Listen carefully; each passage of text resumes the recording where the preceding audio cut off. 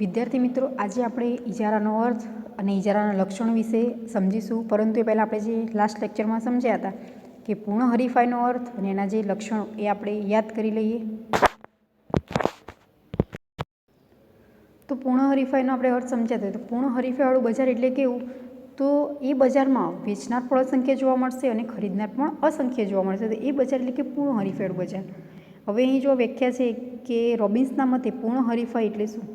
તો જે પૂર્ણ હરીફાઈ ત્યાં જ અસ્તિત્વ ધરાવે છે કે જ્યાં ઉત્પાદકની ઉત્પાદિત વસ્તુની માંગ એ સંપૂર્ણ મૂલ્ય સાપેક્ષ હોય છે. અને બીજી જે વ્યાખ્યા આપી છે અર્થશાસ્ત્રી લેફ્ટન વિચના મતે કે પૂર્ણ હરીફાઈ એક એવી બજારની જે આપણે વ્યવસ્થા છે કે જેમાં બજાર કિંમતને અસર પહોંચાડી શકે તેટલી મોટી પેઢી સમગ્ર બજારમાં ના હોય, એની સાથે ઘણી બધી પેઢીઓ સમાન ગુણી વસ્તુનું વેચાણ કરે છે. આપણે સમજ્યા હતા કે પૂર્ણ હરીફાઈના લક્ષણમાં તો પૂર્ણ હરીફાઈવાળા બજારમાં જે વસ્તુઓ છે એક સરખી જોવા મળે. એમાં શું જોવા મળે છે? એક સમાનતા જોવા મળે, એકરૂપતા જોવા મળે છે એ વસ્તુઓમાં. તો એ બજાર એટલે કે પૂર્ણ હરીફાઈવાળું બજાર. હવે આપણે એના લક્ષણો યાદ કરી લઈએ. તો પૂર્ણ હરીફાઈ છે એના લક્ષણો કુલ 6 છે. આપણે સમજી ગયા હતા. હવે આપણે ફરીથી યાદ કરી લઈએ કે પૂર્ણ હરીફાઈવાળું બજાર કે જેમાં અસંખ્ય વેચનારાઓ અને અસંખ્ય ખરીદનાર જોવા મળે છે.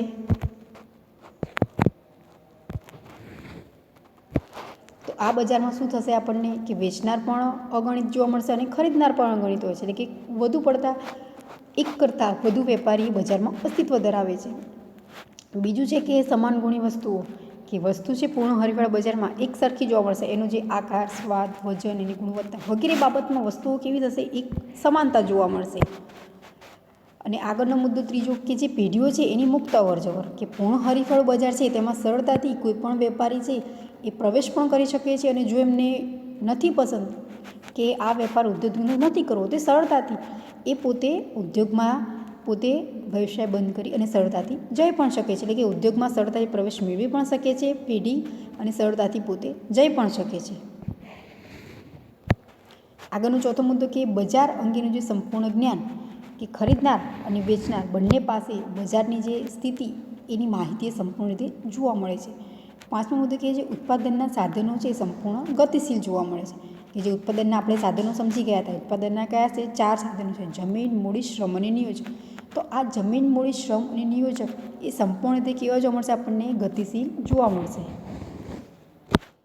આગળનો મુદ્દો છઠ્ઠો કે જે વાહન વ્યવહાર ખર્ચનો અભાવ કે જે પૂર્ણ હરીફાઈ છે ત્યાં વાહન વ્યવહાર ખર્ચ એ કેવો જોવા મળશે? એકદમ શૂન્ય. ક્વેશ્ચન પૂછે કે કયા જે બજાર છે એમાં વાહન વ્યવહાર ખર્ચ છે એ શૂન્ય જોવા મળે છે? તો આન્સર આપશે પૂર્ણ હરીફાઈવાળું બજાર. હવે આપણે સમજીએ કે ઇજારો. આપણે ઇજારો કોને કહી શકીએ? તો ઇજારો એટલે શું? તો ઇજારો એટલે શું? તો મોનોપોલી. અને મોનોપોલી આ શબ્દ એ કેવો છે? ગ્રીક ભાષાનો શબ્દ છે. તો મોનોપોલીનો અર્થ આપણે એવું કહી શકીએ કે વેચનારનું બજાર. તો હવે જે અર્થશાસ્ત્રીય વ્યાખ્યા આપી છે, ક્વેશ્ચન પૂછાય કે પ્રોફેસર ચેમ્બરલિનના મતે ઇજારો એટલે શું? તો જ્યારે વસ્તુના પુરવઠા પર કોઈ એક જ પેઢીનો અંકુશ હોય તો તે ઇજારો છે. ઇજારાનો અર્થ શું થશે? ફરીથી યાદ કરેલો કે જ્યારે વસ્તુના પુરવઠા ઉપર કોઈ એક જ પેઢીનો અંકુશ હોય છે તો એ બજાર છે એ ઇજારો. હવે પ્રોફેસર સ્ટ્રિંગલના મતે વસ્તુનો જે એક જ વેચનાર હોય છે, જે વેપારી જોવા મળે છે એ કેવો છે? એક જ છે. તો આપણે એને કહી શકીએ કે ઇજારો.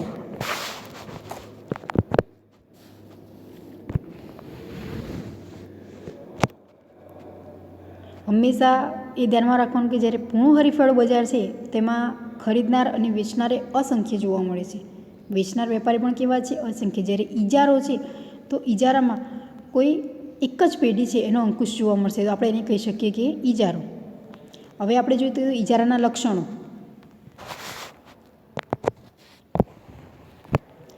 ઇજારાના કુલ જે 7 લક્ષણો છે. મેં દરેક લક્ષણો જુઓ સૌપ્રથમ સમજાવ્યા છે, ડ્રો કર્યું છે, અને પછી આપણે વિસ્તૃતમાં એને સમજશું. ક્વેશ્ચન પૂછાય કે ઇજારાનો અર્થ આપી ઇજારાના લક્ષણો સમજાવો. તો સૌપ્રથમ તમારે એનો અર્થ આપવાનો ઇજારાનો, અને ત્યાર પછી ઇજારાના લક્ષણો છે એ દરેક આ રીતે સૌપ્રથમ ડ્રો કરી અને દર્શાવવાના, પછી જ દરેકને વિસ્તૃતમાં સમજાવવાના રહેશે. સાથે સાથ લક્ષણ છે મેં જો સૌપ્રથમ લખ્યા છે કે સૌપ્રથમ છે કે એક જ ઉત્પાદક કે વેચનાર જે ઉત્પાદન કરનાર છે અથવા તો વેચનાર એક જ જોવા મળે છે અને ખરીદનાર વર્ગ કેવો છે એ અસંખ્ય. બીજો મુદ્દો છે કે જે નજીકની અવેજી વસ્તુનો જે અભાવ. ત્રીજો છે નવી પેઢીઓના જે પ્રવેશ પર અંકુશ. ચોથો મુદ્દો કિંમત અથવા વેચાણ પર કાબૂ. પાંચમો છે અસામાન્ય નફો. છઠ્ઠો મુદ્દો કિંમત ભેદભાવ. સાતમો પેઢી એજ ઉદ્યોગ. તો આમ આ 7 લક્ષણો છે ઇજારાના. હવે આપણે દરેક લક્ષણો છે વિસ્તૃતમાં સમજીએ. સૌપ્રથમ સમજીએ તો સૌપ્રથમ આપણે સમજીએ કે એક જ ઉત્પાદક કે વેચનાર અને અસંખ્ય શું જોવા મળશે? ખરીદનાર જોવા મળશે. તો ઇજારાવાળા બજારમાં વસ્તુનો ઉત્પાદક કે વેચનાર એક જ હોય છે. જે બજારમાં વસ્તુના પુરવઠા પર કાબૂ ધરાવે છે તેને ઇજારદાર આપણે કહી શકીએ. ઇજારદાર એટલે શું? તો જે બજારમાં વસ્તુના પુરવઠા પર પોતે વ્યક્તિ કાબૂ ધરાવે છે.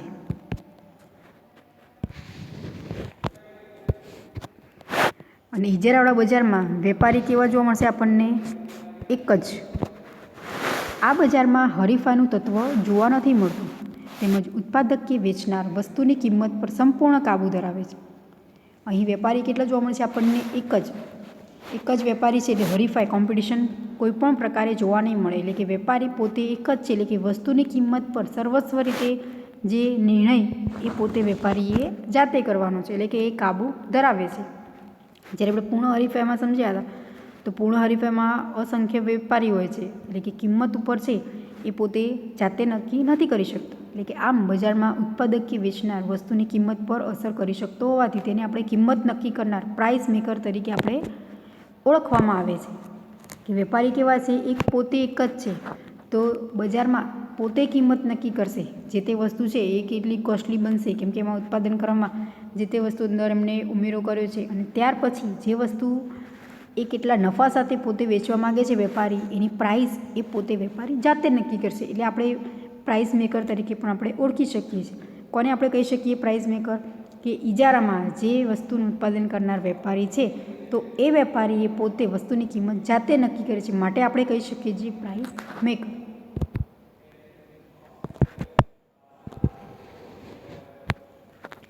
જ્યારે બજારમાં ખરીદનાર અસંખ્ય હોય છે, એટલે કે જેથી બજારમાં એક ખરીદનારનું અસ્તિત્વ ખૂબ નાનું હોય છે. એટલે કે ઇજારામાં હરીફાઈ ખરીદનારા વચ્ચે જોવા મળે છે. આમ ખરીદનારા વસ્તુની કિંમત પર અસર પાડી શકતા નથી. કેમ? ખરીદનાર અસંખ્ય જોવા મળે છે પણ વેચનાર વેપારી કેવા છે? એક જ છે. અને ખરીદનાર અસંખ્ય છે છતાં પણ કોઈ પણ રીતે એ કિંમત ઉપર અસર કરી શકતા નથી. અને ખરીદનાર વચ્ચે શું થશે? જે હરીફાઈ જોવા મળશે જે ઇજારાવાળા બજારમાં. હવે આપણે જોઈએ કે જે નેક્સ્ટ મુદ્દો કે નજીકની જે અવેજી વસ્તુનો જે અભાવ.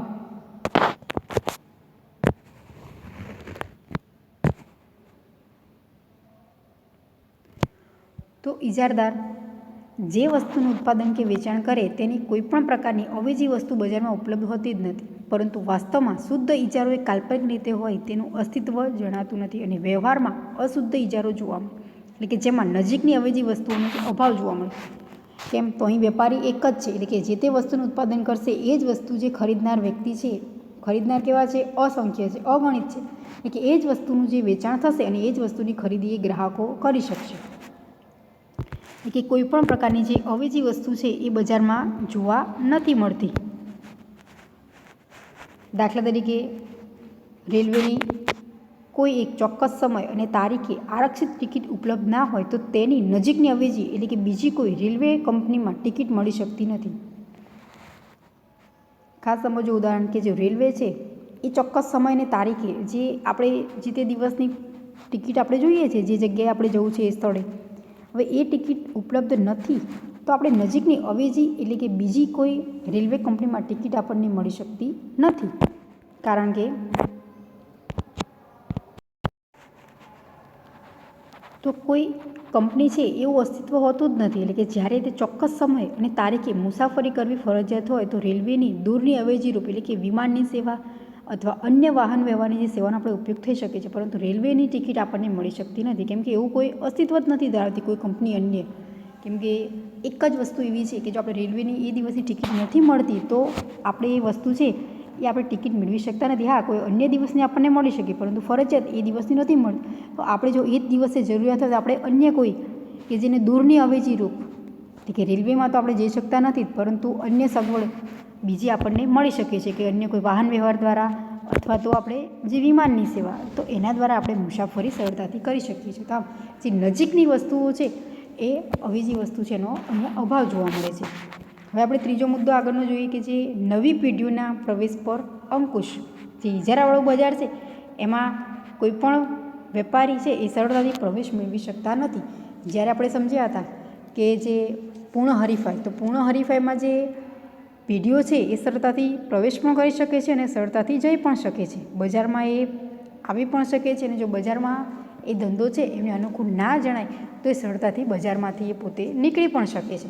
પરંતુ ઇજારાવાળું બજાર છે એમાં નવી પેઢીઓ છે એના પ્રવેશ પર શું જોવા મળે છે? આપણને અંકુશ જોવા મળે છે.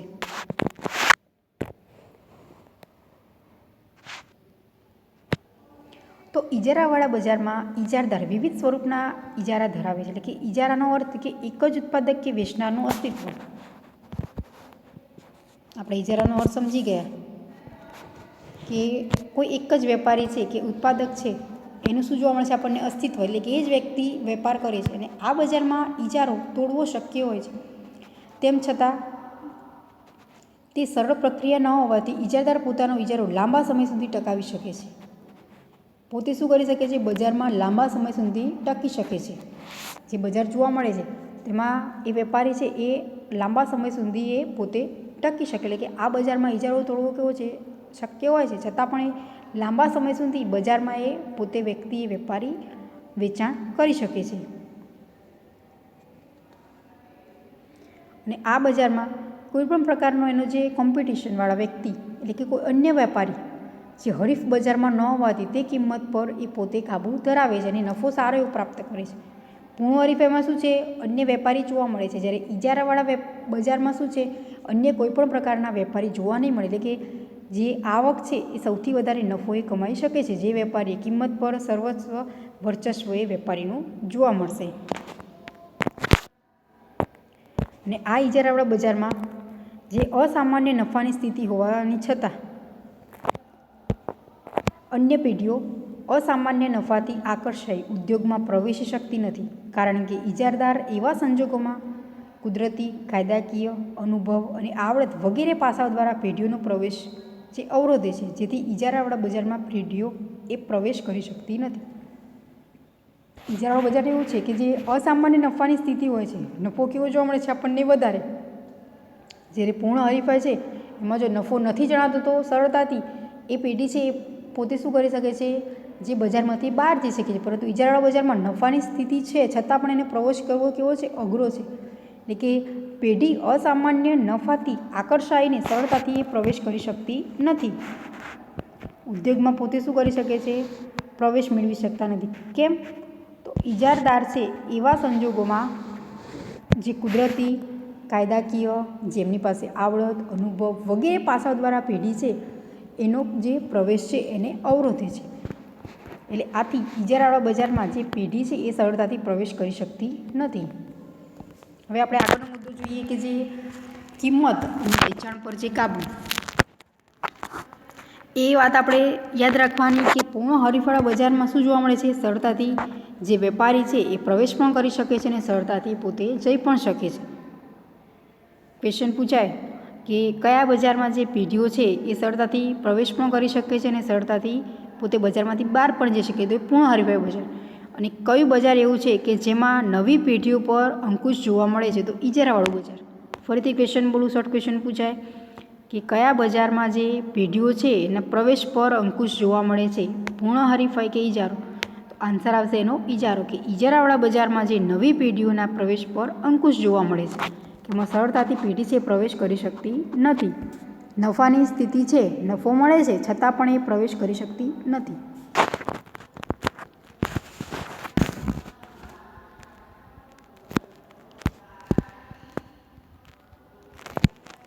આગળનો મુદ્દો કે કિંમત અથવા વેચાણ પર કાબુ.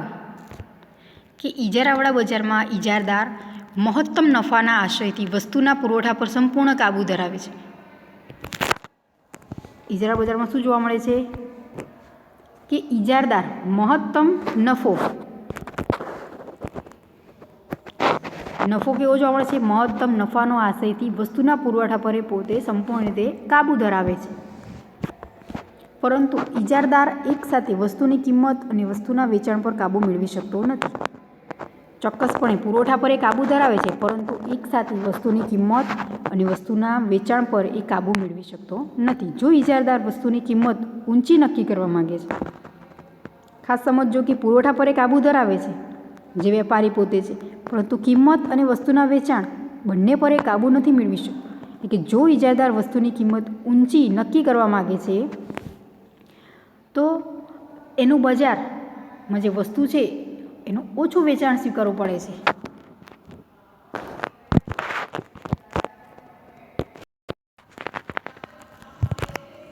અને માગતો હોય છે તો બજારમાં એ વસ્તુનું વેચાણ એ ઓછું સ્વીકારવું પડે છે. પણ જો તે વસ્તુનું વેચાણ વધારવા ઈચ્છતો હોય તો તેણે વસ્તુની કિંમત નીચી રાખવી પડે છે. આપણે જાણીએ છીએ સામાન્ય રીતે જો કોઈ પણ વેપારી છે એ વસ્તુની કિંમત ખૂબ જ ઊંચી રાખે છે તો એ વસ્તુનું વેચાણ ઓટોમેટિક ઘટાડો થઈ જશે. પરંતુ જો એ વસ્તુ છે એ ગ્રાહકને પોસાય એ રીતે એટલે કિંમત એની જો વ્યાજબી હશે તો ગ્રાહક એ વસ્તુની ખરીદી કરશે, અને ખરીદી કરશે વેચાણ જેમ જેમ વધશે એમ જે તે વેપારી છે એની આવક શું થશે? વધશે. એકંદરે આવક વધે છે તો નફો એમાં સમાયેલો જ જોવા મળે છે.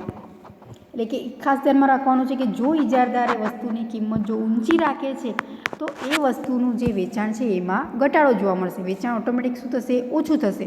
અને જો વેચાણ ઓછું થાય તો નફો એ ઘટે છે. પરંતુ જો વસ્તુનું વેચાણ એ પોતે વધારવા માટે પ્રયાસ કરે છે તો વધારવા માટે એક વેપારી પાસે જે ઉપાય છે કે એમની પાસે જે તે વસ્તુ છે એમાં ખૂબ જ નફાની જગ્યાએ જો અસામાન્ય નફો રાખશે તો સરળતાથી એ વસ્તુનું વેચાણ એ વધશે. એટલે કે વેચાણ વધશે તો એ વ્યક્તિ છે જે તે વેપારી એની આવકમાં વધારો થશે, અને આવક વધે તો નફો એ એમાં સમાયેલો જ જોવા મળે છે કે વસ્તુની કિંમત નીચી રાખવી પડે છે. અને ઇજારદાર એ કિંમત અને વેચાણ રૂપે બંને શું કરે? પોતે એ ધ્યાન રાખે છે કે ઊંચી કિંમત એ પોતે લઈ શકતા નથી. એટલે કે કિંમત અને વેચાણ પર એ પોતે ઇજારામાં એ કાબૂ એ રાખવું ખૂબ જ જરૂરી છે કે ઇજારદાર એ મહત્તમ નફાના આશયથી વસ્તુના પુરવઠા પર સંપૂર્ણ કાબૂ ધરાવે છે, અને સાથે વસ્તુની કિંમત અને વેચાણ થાય છે વસ્તુનું એના પર એ કાબૂ મેળવી શકતો નથી. એટલે એ ધ્યાનમાં રાખવાનું કે જો વસ્તુનું વેચાણ વધારવું છે તો વેચાણ વધારવા માટે કિંમત એ કેવી રાખવાની છે? વ્યાજબી જ રાખવાની, કે જેના કારણે વસ્તુનું વેચાણ એ સરળતાથી થઈ શકે, ગ્રાહક કોઈ વસ્તુ ખરીદી શકે. હંમેશા એ ધ્યાનમાં રાખવાનું કે જે વસ્તુ છે એમાંથી ગ્રાહકને સંતોષ મળે છે તો જ એ ગ્રાહક એ વસ્તુ ખરીદી કરશે.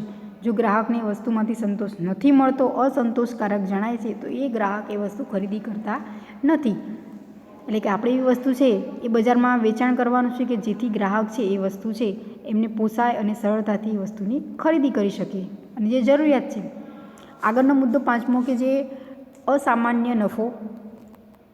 તો આ બજારમાં નવી પેઢીઓનો જે પ્રવેશ બંધ હોવાથી ઇજારદાર ટૂંકા ગાળામાં તેમજ લાંબા ગાળામાં કોઈ પણ હરીફાઈ વગર અસામાન્ય નફાની સ્થિતિનો લાભ લઈ શકે છે.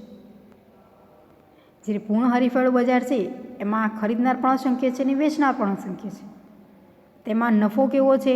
દરેક વેપારી છે એને સરખો જોવા નહીં મળે. કોઈ વેપારીને વધુ પણ મળે ને કોઈને ઓછું. કેમ કે ગ્રાહક છે જેની વસ્તુ પસંદ પડે એ વેપારી પાસેથી વસ્તુ ખરીદી કરી શકે છે. પરંતુ અહીં ઇજારાવાળા બજારમાં જે વેપારી છે એ કેવા જોવા મળે છે? આપણને એક જ વેપારી છે. ખરીદનાર અસંખ્ય જોવા મળે છે, ગ્રાહકો અસંખ્ય છે, પણ વેપારી કેવા છે? એક જ છે. માટે અસામાન્ય નફો લઈ શકે છે કે નવી પેઢીઓ છે અહીં પ્રવેશ કરી શકતી નથી. નવી પેઢીઓ છે એનું શું જોવા મળે છે? અહીં પ્રવેશ થઈ શકતો નથી ઇજારાવાળા બજારમાં. અને ટૂંકા ગાળામાં તેમજ લાંબા ગાળામાં કોઈ પણ હરીફાઈ વગર અસામાન્ય નફાની સ્થિતિનો લાભ લઈ શકે. એટલે કે ટૂંકા ગાળામાં પણ નફો થઈ શકે છે અને લાંબા ગાળે પણ નફો એ વેપારી લઈ શકે છે.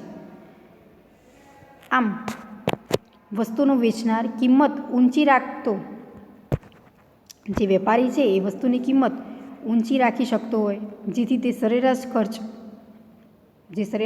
થાય છે કિંમત જે તે વસ્તુની કોસ્ટ ઊંચી કિંમત રાખી એ નફો મેળવી શકે છે. એ યાદ રાખવાનું કે કયા બજારમાં છે એ નફો સરળતાથી વેપારી મેળવી શકે છે, ટૂંકા ગાળે અને લાંબા ગાળે. તો ઇજારાવાળા બજારમાં કેમ કે વેપારી કેવા છે? એક જ છે. નવી પેઢીઓ છે એ નવો કોઈ વેપારી છે એ બજારમાં પ્રવેશ કરી શકતો નથી. માટે જે એક વેપારી છે એ લાંબા સમયે કે ટૂંકા સમય માટે એ નફો એ પોતે મેળવી શકે છે. આગળનો મુદ્દો છઠ્ઠો કે જે કિંમત ભેદભાવ.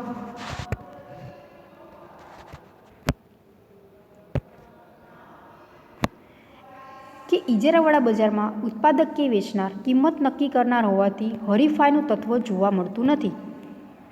કોમ્પિટિશન ઇજારાવાળા બજારમાં જોવા નથી મળતી. કેમ કે ઉત્પાદક કે જે વેપારી છે એ કિંમત નક્કી કરનાર હોય છે. એટલે કે હરીફાઈનું તત્વ એ અહીં ઇજારાવાળા બજારમાં જોવા નથી મળતું. એટલે કે જેથી ઇજારદાર ઘણીવાર આ તકનો લાભ લેવા એક જ વસ્તુની જુદી જુદી કિંમત વસૂલી શકે છે. એટલે કે આમ ઇજારદાર કિંમત ભેદભાવ નીતિનો ઉપયોગ કરી શકે છે. કિંમત ભેદભાવ કેમ જોવા મળે છે? કે ગ્રાહકો કેવા હશે અહીં અલગ અલગ જોવા મળશે, પણ વેપારી કેવા છે? એક જ છે. એટલે કે વસ્તુ છે એક જ સરખી છે, પણ છતાં પણ એની અલગ અલગ કિંમતે ગ્રાહકને શું કરી શકે? વેચાણ કરી શકે છે. એટલે કે કિંમત ભેદભાવ છે અહીં જોવા મળશે. ઇજારાવાળા બજાર છે તેમાં કિંમત ભેદભાવ ઉદ્ભવે છે. કેમ? તો એક જ વસ્તુની જુદી જુદી કિંમતે પોતે જે વેપારી છે એ વસૂલ કરી શકે છે, અથવા તો આપણે કહી શકીએ કે જે વસ્તુના જુદા જુદા ઉપયોગ અનુસાર એ અલગ અલગ કિંમત લઈ શકે છે. એટલે કે કિંમત ભેદભાવ છે એ ઇજારાવાળા બજારમાં શક્ય છે, જ્યારે પૂર્ણ હરીફવાળા બજારમાં કિંમત ભેદભાવ છે એ શક્ય જોવા ક્યાંય મળતું નથી આપણને. ફક્ત કિંમત ભેદભાવની સ્થિતિ ઇજારાવાળા બજારમાં જ. કેમ કે વેપારી જોવા મળે છે આપણને એક જ, અને ગ્રાહકો કેવા છે? અસંખ્ય. માટે જે વસ્તુએ જેટલી કિંમતે વેચાણ કરવા માગે છે એટલી કિંમત એ પોતે વેપારીએ લઈ શકે છે, આવક એટલી મેળવી શકે છે. જો ગ્રાહકની જરૂરિયાત, ગ્રાહક એક જ વેપારી છે એટલે માટે એ વસ્તુ પોતે શું કરશે? ખરીદી કરશે, અને વેપારી પોતે એ પ્રમાણે નફો મેળવે છે. હવે આગળનો મુદ્દો આપણે જોઈએ કે જે પેઢી એ જ ઉદ્યોગ.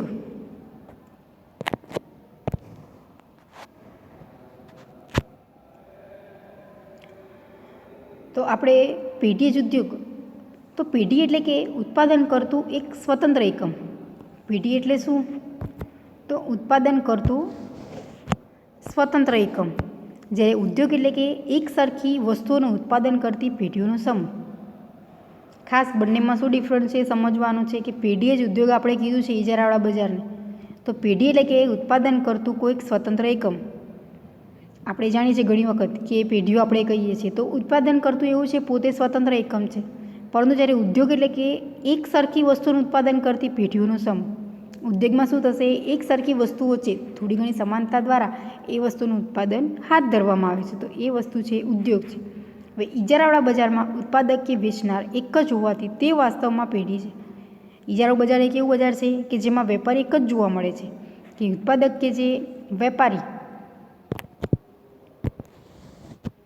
એક જ હોય છે, ને વાસ્તવમાં એ પેઢી છે. ને આવા ઉદ્યોગમાં પેઢીઓનો જે સમૂહ પણ આ એક પેઢીથી જ થાય છે. માટે કહી શકાય આપણે કે ઇજારાવાળા બજારમાં પેઢી એ જ ઉદ્યોગ. જે પૂર્ણ હરીફાઈમાં શું છે? અલગ અલગ વેપારીઓ જોવા મળે છે, એમાં એક સરખી વસ્તુનું ઉત્પાદન થાય છે. પરંતુ અહીં ઇજારાવાળા બજારમાં શું છે? વેપારી એક જ જોવા મળે છે. એટલે કે ઉત્પાદન કરનાર વ્યક્તિ એ છે અને વેચાણ કરનાર વ્યક્તિ પણ એક સરખી વસ્તુનું પણ એ ઉત્પાદન કરે જ. માટે આપણે સરળતાથી કહી શકીએ છીએ કે પેઢી એ જ ઉદ્યોગ. આપણે ઇજારાવાળા બજારને કહી શકીએ કે પેઢી એ ઉદ્યોગ છે. હવે ક્વેશ્ચન પૂછાય કે કયા બજારમાં પેઢી એ જ ઉદ્યોગ છે? પૂર્ણ હરીફાઈ, ઇજારો, ઇજારાયુક્ત કે અલ્પસ્તક ઇજારો? તેનો આન્સર આવશે ઇજારો. કે ઇજારાવાળું બજાર એવું છે કે જેમાં પેઢી એ જ ઉદ્યોગ છે. કેમ? તો ઉત્પાદન કરનાર વ્યક્તિ પણ કેવો છે? કોઈ એક વેપારી જ છે, અને એક સરખી વસ્તુનું ઉત્પાદન કરતી જે વેપારી એ પોતે શું થશે? એક જ છે. કેમ કે અન્ય કોઈ પણ પેઢી છે એનો અહીં સમાવેશ થતો નથી. માટે આપણે જે પેઢીઓનો સમૂહ છે એ પૂર્ણ હરીફાઈમાં જોવા મળશે, ઇજારાવાળા બજારમાં જોવા મળશે નહીં. માટે આપણે કહી શકીએ કે પેઢી એ જ ઉદ્યોગ, તો એ ઇજારાવાળું બજાર. શોર્ટ ક્વેશ્ચનમાં પૂછાય, ખાસ ધ્યાનમાં રાખવાનું કે કયા બજાર છે આપણે એને કહી શકીએ કે પેઢી એ જ ઉદ્યોગ, તો ઇજારાવાળું બજાર છે એ એમાં પેઢી એ જ ઉદ્યોગ જોવા મળે છે. તો આમ આ ઇજારાના લક્ષણો આપણે સમજ્યા. હવે નેક્સ્ટ લેક્ચરમાં સમજીશું કે ઇજારાયુક્ત હરીફાઈનો અર્થ અને એના લક્ષણો.